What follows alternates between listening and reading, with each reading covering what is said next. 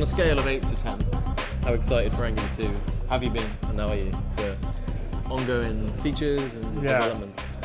Like a 25. How famous would you say you were?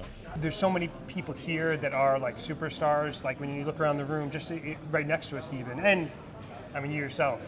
You're a superstar, man. No. Yeah. I am nothing compared to Todd Motto. The thing that I think I've managed to do for any type of notoriety that I've gained is because I've focused on the thing that I like to do and just pushed, like leaned in. And I think other people out there, if they have the desire and do the same thing, that they pick something like to do and just work on it hard and share. I guess that's the other thing, is sharing with other people what you've done and help other people to learn the same way. It's sort of inevitable that people get to know you because you're helping everybody else out. Is there anything exciting that we should know about in Universal's coming? Yeah, I mean, the thing I'm talking about today actually is a new CLI integration, so that we want to make sure that all the tooling that they're building in Angular 2 is compliant with Universal and running on the server.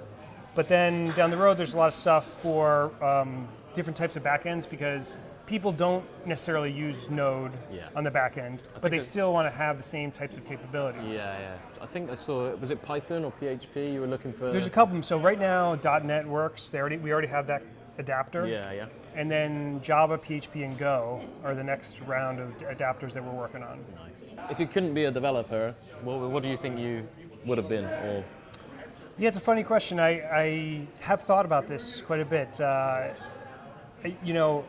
now I host a podcast, right? And I do some level of talking about stuff on air, and I do enjoy that type of stuff.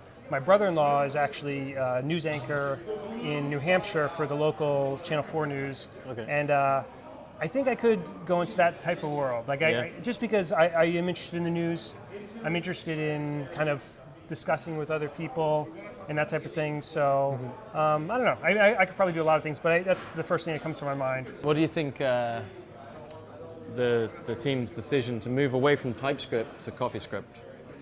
I fully support that decision. Like I've always been a fan of CoffeeScript, and it was my opinion that they should have actually gotten rid of JavaScript and just went full CoffeeScript. With Native in the browser. Yeah, totally. Can you give us your best British or English accent? Oh, I'll give it a try, but I am Give it a go. horrible. Crikey, I like me some crackers and tea. Is that close? I don't know. And what's the longest you've been without sleep? Oh, actually, so I've done pretty good here. I think I've gone, well, I don't know what other people answered, but I've actually gone for a full 48 hours without sleep. That's probably my record, yeah. Okay.